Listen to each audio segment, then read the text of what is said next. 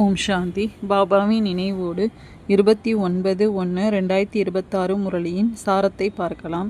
பாபா கேள்வி கேட்குறாங்க. தந்தையின் மீது குழந்தைங்களுக்கு ஈர்ப்பு ஏற்படுவது போல எந்த குழந்தைகளின் மீது அனைவருக்கும் ஈர்ப்பு ஏற்படும்னு? பதில், மலர்களாக ஆகியுள்ளவர்கள் மீது.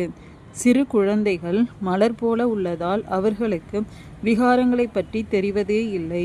எனவே அவர்கள் அனைவரையும் ஈர்க்கின்றனர் அல்லவா? அதுபோல குழந்தைங்களாகிய நீங்களும் கூட மலர்களாக ஆகும்போது, அதாவது தூய்மை அடைந்து விடும் பொழுது அனைவருக்கும் ஈர்ப்பு ஏற்படும். உங்களுக்குள் விகாரங்களின் எந்த முள்ளும் இருக்கக்கூடாதுன்னு பாபா சொல்கிறாங்க. நெக்ஸ்ட்டு, மாயை எப்படிப்பட்ட புயல்களை எல்லாம் வீசுகின்றது என்று பாபா கூறுவது என்ன? பாபா சொல்கிறாங்க, ஆத்மா தனது இனிமையான தந்தையை நினைவு செய்கிறது. குழந்தைங்களே, என்னை நினைவு செய்வதன் மூலம் நீங்கள் சதோபிரதானமாக ஆயிடுவீங்கன்னு தந்தை தாமே சொல்கிறாரு. நினைவின் யாத்திரையில் தான் முழு ஆதாரமே உள்ளது. குழந்தைங்களை எவ்வளவு நேரம் நினைவு செய்கிறீங்க என தந்தை கண்டிப்பாக கேட்பார் இல்லையா? நினைவு செய்வதில் தான் மாயையின் சண்டை ஏற்படுது. இது யாத்திரை அல்ல, ஆனால் சண்டை. இதில் அதிகமாக தடைகள் ஏற்படுகின்றன என நீங்கள் தாமே புரிந்து கொள்ளுகின்றீர்கள். நினைவின் யாத்திரையில் இருப்பதில்தான் மாயை தடைகளை ஏற்படுத்துகின்றது, அதாவது நினைவை மறக்கடிக்கின்றது. பாபா, நாங்கள் உங்களின் நினைவில் இருப்பதில் மாயையின் புயல்கள் அதிகமாக வீசுகின்றன என சொல்லவும் செய்கின்றனர். தேக அபிமானத்தின் புயலே முதல் நம்பர் ஆகும். அதன் பிறகு இருப்பவை காமம், கோபம், பேராசை, மோகம். பாபா, நாங்கள் நினைவில் இருப்பதில் எந்த தடையும் இருக்கக்கூடாது என மிகவும் முயற்சி செய்கின்றோம். ஆனாலும் புயல்கள் வீசுகின்றன என குழந்தைகள் சொல்றாங்க. இன்று கோபத்தின் புயல், இன்று பேராசையின் புயல் வீசியது. இன்று எங்களுடைய நிலை நன்றாக இருந்தது. எந்த புயலும் வீசவில்லை. நினைவின் யாத்திரையில் முழு நாளும் இருந்தோம். மிகவும் குஷியாக இருந்தது. பாபாவை மிகவும் நினைவு செய்தோம். நினைவில் அன்பின் கண்ணீர் சிந்தியபடி இருக்கின்றோம். இவ்வாறெல்லாம் சொல்றாங்க. தந்தையின் நினைவில் இருப்பதன் மூலம் நீங்கள் இனிமையானவர்களாக ஆகிடுவீங்கன்னு பாபா சொல்றாங்க. நெக்ஸ்ட், இவ்வளவு சமயம் நாம் எதன் மீது பற்று வைத்திருந்தோம் என்று பாபா கூறுவது என்ன? பாபா சொல்றாங்க, ஞானத்தை யார் பெறுகிறார்? ஆத்மா. ஆத்மா அழிவற்றது. மோகப்பற்றுதலும் கூட அழிவற்ற பொருளின் மீது தான் வைக்க வேண்டும், அழியக்கூடிய பொருளின் மீது அல்ல. இவ்வளவு சமயம் நீங்கள் அழியக்கூடிய சரீரத்தின் மீது மோகம் வைத்து வந்தீர்கள்.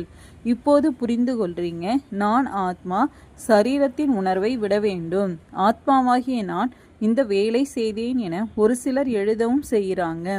ஆத்மாவாகிய நான் இந்த சொற்பொழிவு ஆற்றினேன். ஆத்மாவாகிய நான் இன்று மிகவும் பாபாவை நினைவு செய்தேன் என்று ஆத்மா மீது பற்றுதல் வைக்கணும்னு பாபா சொல்லியிருக்காங்க. நெக்ஸ்ட்டு, நாம் எப்படி தவறாக புரிந்து கொண்டு தலைகீழாக தொங்கிக் கொண்டிருந்தோம் என்று பாபா கூறுவது என்ன? பாபா சொல்கிறாங்க, ஆத்மா மற்றும் பரமாத்மாவின் நினைவு இருக்கக்கூடிய மனிதர் யாரும் கிடையாது என நீங்கள் தெரிஞ்சிருக்கிறீங்க. தன்னை ஆத்மானு புரிந்து கொள்ளுங்கன்னு தந்தை தான் ஞானம் கொடுக்கிறார். நீங்கள் தன்னை சரீரம்னு புரிந்து கொண்டு தலைகீழாக தொங்கிக் கொண்டிருக்கிறீங்க. ஆத்மா என்பது சத் சித்து ஆனந்த ஸ்வரூபமானது. அனைத்தையும் விட மகிமை ஆத்மாவுக்கு உள்ளது. ஒரு தந்தையின் ஆத்மாவுக்கு எவ்வளவு மகிமை உள்ளது! அவர்தான் துக்கத்தை நீக்கி சுகத்தை கொடுக்க வல்லவர். துக்கத்தை நீக்கி சுகத்தை கொடுப்பவர் ஞானக்கடல் என கொசு முதலானவற்றை மகிமை செய்வது இல்லை. இது தந்தையின் மகிமை ஆகும். நீங்கள் ஒவ்வொருவரும் கூட துக்கத்தை நீக்கி சுகத்தை கொடுப்பவர்கள்தான். ஏனெனில் அனைவரின் துக்கத்தையும் நீக்கி சுகத்தை கொடுக்கும் அந்த தந்தையின் குழந்தைகள்னு பாபா சொல்றாங்க. நெக்ஸ்ட், 5 விகாரங்களின் ரூபத்தில் இருப்பது எது என்று பாபா கூறும் உதாரணம் என்ன? பாபா சொல்றாங்க, தந்தை வந்ததே குழந்தைங்களாகி உங்களை மலர்களாக ஆக்குவதற்காக. உங்களுக்குள் சிலர் மிகவும் கெட்ட முட்களும் உள்ளனர். 5 விகாரங்களின் ரூபத்தில் இருக்கும் முட்கள் இல்லையா? இந்த சமயம் உங்களுக்கு மலர்கள் மற்றும் முட்கள் பற்றிய ஞானம் உள்ளது. முட்களின் காடும் இருக்கின்றது. கருவேல முள் அனைத்தையும் விட பெரியதாக இருக்கும். அந்த முட்களில் இருந்தும் கூட நிறைய பொருட்கள் உருவாகின்றன. மனிதர்கள் அதனுடன் ஒப்பிடுகின்றனர். இந்த சமயத்தில் மிகவும் துக்கம் கொடுக்கக்கூடிய மனிதர்கள் முட்களாக இருக்கின்றனர். ஆகையினால் இது துக்கமான உலகம்னு சொல்லப்படுது. தந்தை சுகத்தை வழங்கும் வள்ளல் என சொல்லவும் செய்கின்றனர். மாயா ராவணன் துக்கத்தை வழங்கும் வள்ளல். பின்னர் சத்யுகத்தில் மாயை இருப்பதே இல்லை எனும்போது இந்த விஷயங்கள் எதுவும் இருக்காதுன்னு பாபா சொல்றாங்க. நெக்ஸ்ட், லக்ஷ்மி நாராயணனின் ராஜ்யம் எப்படி இருக்க போகுதுன்னு பாபா கூறுவது என்ன? பாபா சொல்றாங்க, உலகை பாருங்கள் என்ன ஆகி இருக்குதுன்னு. எவ்வளவு அளவற்ற மனிதர்கள் இருக்கிறாங்க. இந்த லக்ஷ்மி நாராயணன் ராஜ்யத்தை எப்படி இருக்க போகுதுன்னு நீங்களே சிந்திச்சு பாருங்க.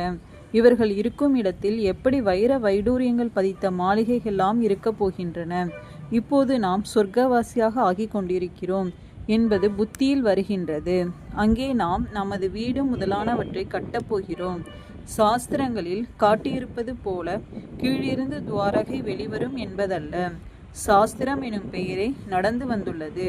வேறு எந்த பெயரும் வைக்க முடியாதுன்னு பாபா சொல்றாங்க.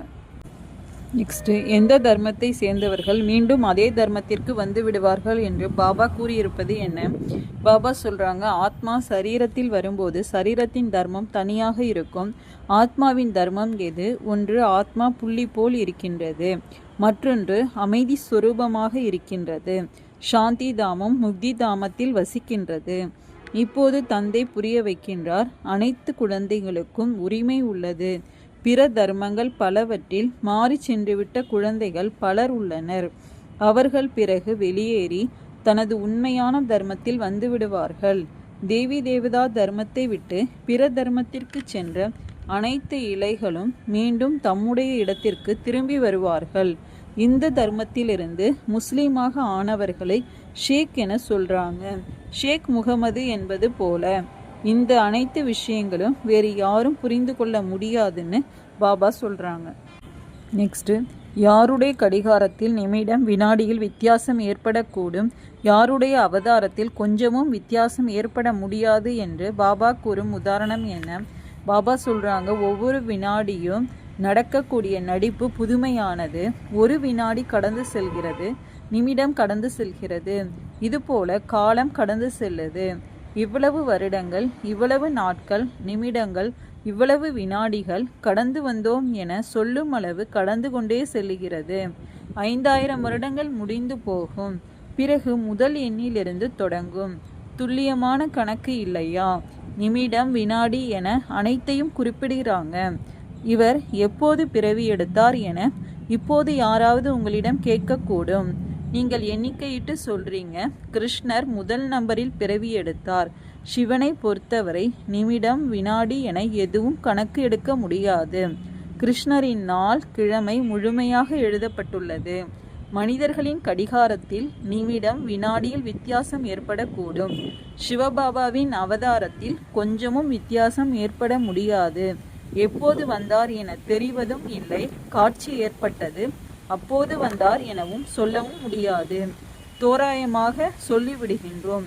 மற்றபடி இன்ன நேரத்தில் பிரவேசம் செய்வார் என்பது போல அல்லன்னு பாபா சொல்லியிருக்கிறாங்க.